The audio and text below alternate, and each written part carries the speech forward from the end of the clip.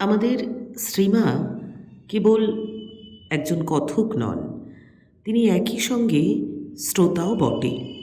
কখনো তিনি গল্প বলছেন, কখনো বা গল্প শুনতে শুনতে সুন্দর মন্তব্য করছেন। সেরকমই একটি ঘটনা। লাবণ্য কুমার চক্রবর্তী শ্রীমায়ের এক সন্তান। মায়ের সন্তান সবাই সেরকমই। লাবণ্য কুমার চক্রবর্তীর লেখা ধ্রুবচরিত গ্রন্থটি শ্রীমাকে পাঠিয়েছেন তিনি। বইটি পেয়ে শ্রীমা খুব খুশি। শুনতে চাইলেন বইতে কী লেখা আছে।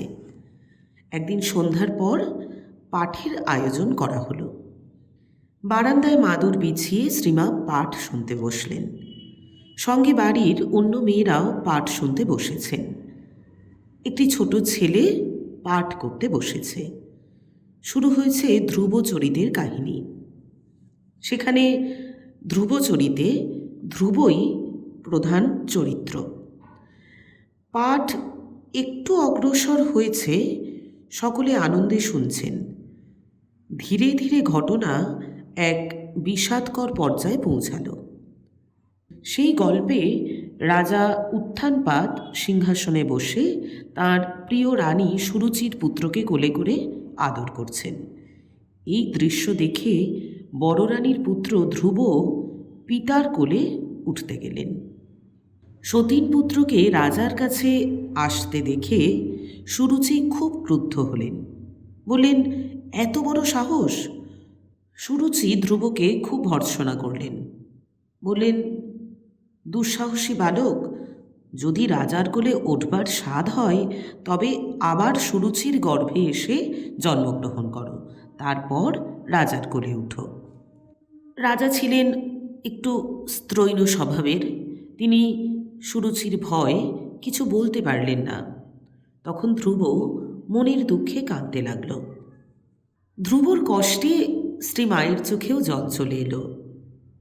5 বছরের ছেলে ধ্রুব তপস্যা করে শ্রী হরিকে তুষ্ট করার জন্য বনে চললেন। ধ্রুবর মায়ের নাম ছিল সুনীতি। তিনি একমাত্র পুত্রকে কিছুতেই বনে যেতে দেবেন না। তার মুখের দিকে তাকিয়ে দুঃখের দিনগুলো কাটান সুনীতি। কি করে দুর্গম বনে দুধের শিশুকে তিনি ছেড়ে দেবেন? সুনীতির দুঃখে শ্রী মায়ের স্নেহ সমুদ্র উথলে উঠল। তিনিই যেন সুনীতি। সন্তানকে বনে পাঠাতে তাঁরই যেন বুক ফেটে যাচ্ছে। শ্রীমা কেঁদে ভাসালেন। শ্রীমায়ের কান্না দেখে পাঠক, শ্রোতা সবাই অবাক। নির্বাক হয়ে সকলে বসে আছেন। কিছুক্ষণের মধ্যে দুর্গম বনে ধ্রুব ভগবানের নানা সাহায্য লাভ করতে লাগল। এবার শ্রীমায়ের মুখে হাসি ফুটল। পরে নারদের আবির্ভাব ও উপদেশ প্রদানের প্রসঙ্গে এলে শ্রীমা আনন্দিত মনে সকলকে বললেন, দেখো দেখো ভগবানের করুণা, তাকে যারা চায় তিনি তাদের কেমন সাহায্য করেন। আবার পাঠ শুরু হলো। বালক ধ্রুব আবার বিপদের মুখে। একদিকে কঠোর তপস্যা, অন্যদিকে দুর্গম সাপদ সংকুল বনে নানা বিভীষিকার বর্ণনা। শ্রীমা যেন আর সহ্য করতে পারলেন না। আকুল হয়ে কাঁদতে লাগলেন। বালক ধ্রুব যেন তাঁরই কোলের শিশু। দুঃখে তার অন্তর ব্যাকুল। অনেক চেষ্টা করে একটু আত্মসংবরণ করলেন, কিন্তু পাঠ আরম্ভ হতেই আবার কাঁদতে শুরু করলেন। শ্রোতা, পাঠক সকলেই এই শোক দেখে স্তব্ধ।